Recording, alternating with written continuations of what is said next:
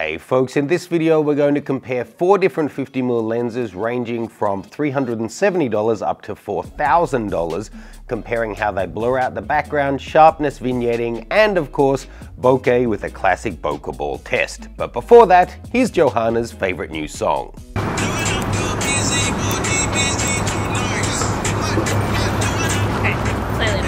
Okay folks, so today we're looking at some 50mm prime lenses. Now 50s are classics, people love them, they tend to be small, light and reasonably well priced, but then you have two extremes. You have the cheapo plastic fantastic nifty 50 1.8s for like 100 odd bucks, and then you've got some super primo ones getting up into the thousands. Today I want to look at an f1.1 lens that's only $370. So this is the main lens I want to focus on. It's the 7 Artisans 50mm 1.1 designed for Leica. Now there's several things that make this interesting beyond being an M mount lens that are generally more expensive. This is a relatively new company, but they have a bunch of different options on the market, including Sony E-mount lenses.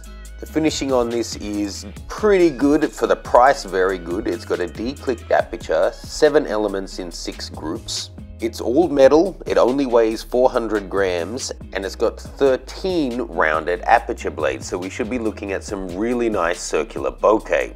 Now it does come with a focusing tab that you can manually install, but note, even on this silver one, it's a black tab. Whether you get black or silver, it seems you get a black tab. I'm impressed to see it does have the data transfer, so the camera is going to recognize it. It's got rangefinder coupling, so this should work just like a native mount lens.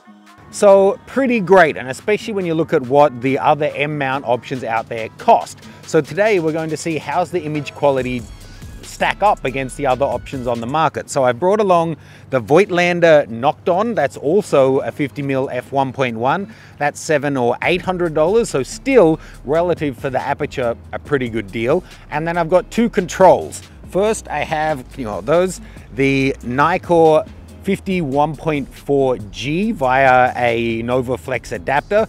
Now this is not something you would typically shoot on a Leica camera, but it is a lens that's mid-price that a lot of people are familiar with the performance. So we can see how it blows out, how's the sharpness, vignetting, all of that good stuff. But you won't be getting optimal image quality. This is going to be shot on a Leica.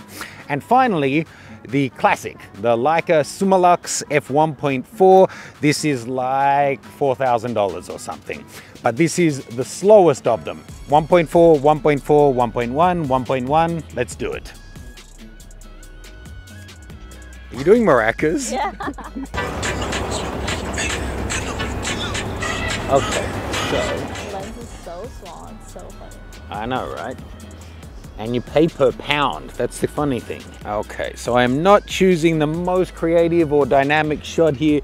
Just something that we can keep repeatable because I'm going to be manually focusing all of these. I'm going to shoot each one wide open at their respective widest aperture, and then at f2 to see how the vignette goes away, how the sharpening improves, all of that good thing. So first up with the Leica 1.4 Summilux. Now, of course, this is not going to give us as blown out background or bokeh balls later indoors, but I'm gonna hazard a guess it's gonna give us the sharpest, contrastiest file of all of them. I think that's half the appeal of Leica lenses, is their names are kind of fun to say. Summilux, Summerit. Now, the Nikon Voightlander is significantly bigger focus throw. Oh, and definitely not as sharp wide open. So here we are at 1.1. Oh, I do like the three-dimensionality of this though. And then going to f2. 7 Artisans. I see you, girl. Now this is a D-clicked aperture, so you got to just do it manually and get it to around the right aperture. At f2 it seems like it's really cleaned up in terms of sharpness. So popping the Nikon on. Now this is not an M mount lens, and it's a lens that doesn't have an aperture. So fortunately this is made for G lenses, the NovaFlex adapter, so it lets me adjust the aperture, but I'm just gonna have to eyeball it to figure out what's the right aperture. So this is wide open, so that's gonna be 1.4. So f2 is half, which means probably around about there. So this is by no means, I can do it based on the shutter speed. I'll put it into a semi-automatic mode. When I close that down and the shutter speed halves, I'll know that I've gone one stop down on my aperture. Yeah, that's really clever, Matt, well done. So the zoom in with this VisoFlex actually works great. I always turn the peaking off when I'm trying to get a really shallow depth of field because it can obscure the small amount of eyelashes you're trying to get sharp with peaking. So just seeing when it goes sharp to your eye is enough. So that is at a 1/500th of a second. So as I stop this down and it changes to 1/250th, that must be one stop slower aperture.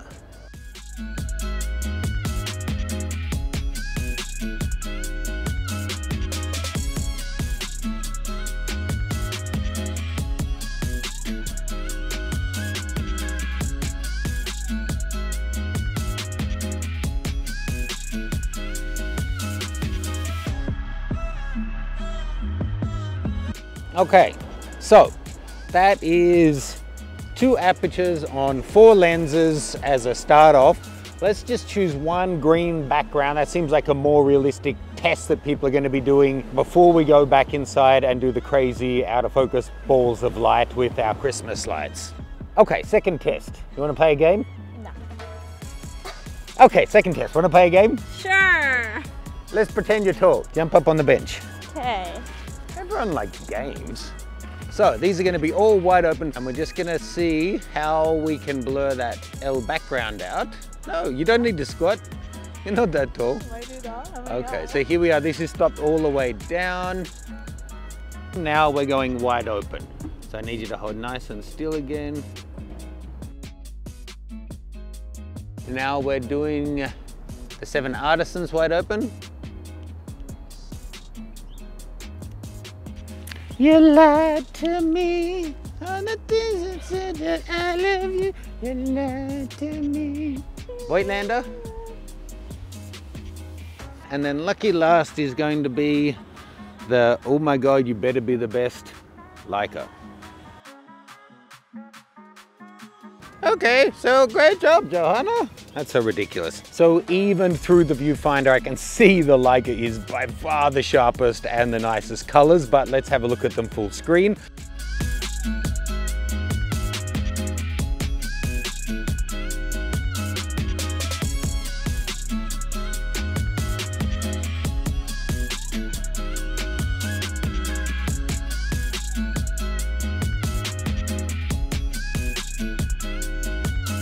Next up, let's head back into the studio and throw up some Christmas lights in the background and see just how diffuse and out of focus we can make those bokeh balls in the background to see what the 1.1s offer over the 1.4s.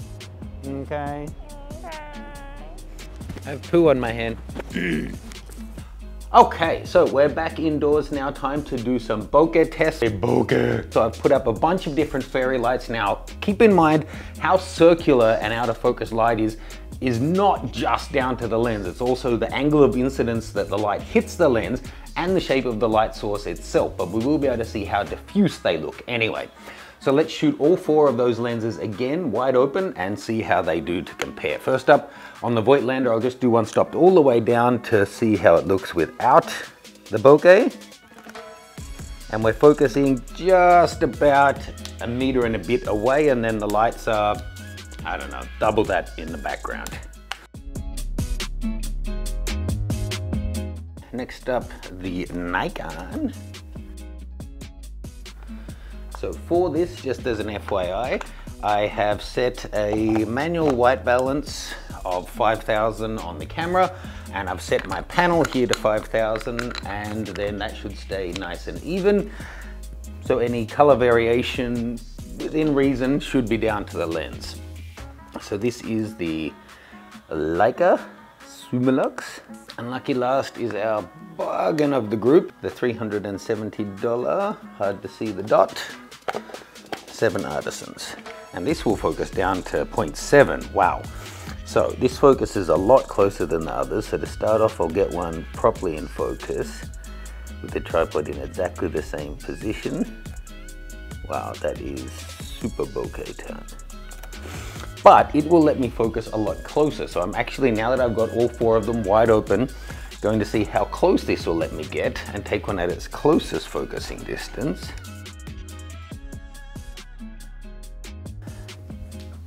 Wow, I love that. Did you hear that, everyone? She loves that. Okay, actually, after reviewing it, all of them, other than the Voightlander, will let me go closer. So let's grab the other 2 and see how they look at their closest focus as well, because the Nikon will actually go the closest of all down to like 45 centimeters. So I'm going to be right up in your grill. Awesome, Matt, I can't wait. You're welcome, bro. The Nikon, it's only a 1.4, but it will focus down to crazy close. That's a technical term. So like that crazy close. Nice, hold that. Now we just have loads of distortion to deal with. Ooh, Nelly. Let's just get one from back here. When you're distorted, you look like Lady Gaga.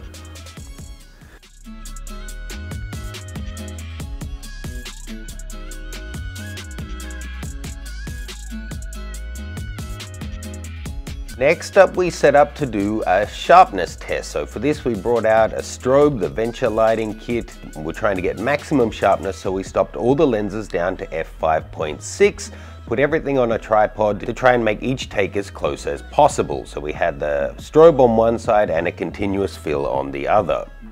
It's all part of the fun. Will it flash? Won't it flash?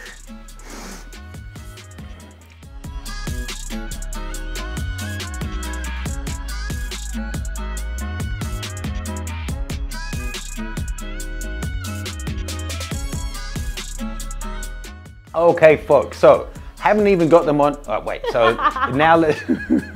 What? Okay, folks, so even through the viewfinder, I could see the 7 Artisans, it's doing pretty well. If you're stopping down to like 5.6, you're getting a decent result for such a cheap lens. And it talks to the Leica really nicely, gives you the focus, jump in, unlike the adapted lenses. Would you mind to hold a couple for me? Definitely, it's the softest of the 4 though, easily. The Leica, easily the best. Then, I don't know, it depends. Stop down, they're getting all fairly close at 5.6, but probably the Leica, the Nikon and Voightlander pretty close, and then that one trailing. But in terms of out of focus areas, then yes, this does have a really dreamy look, but it's dreamy in that technically not perfect way. You know, it's all kind of a bit soft and mushy-mushy. The Voightlander, if you want it sharp in the right place and really soft in the background, is good, but its closest minimum focus only being a meter seriously limits you. So being able to go into 70 centimeters or 45 centimeters lets you blow out the background so much more. But as we saw, it doesn't replicate the human face well anymore that close up. So it depends what it is you're actually trying to shoot. Maybe adapting an old manual lens that has a close focus will do it for you.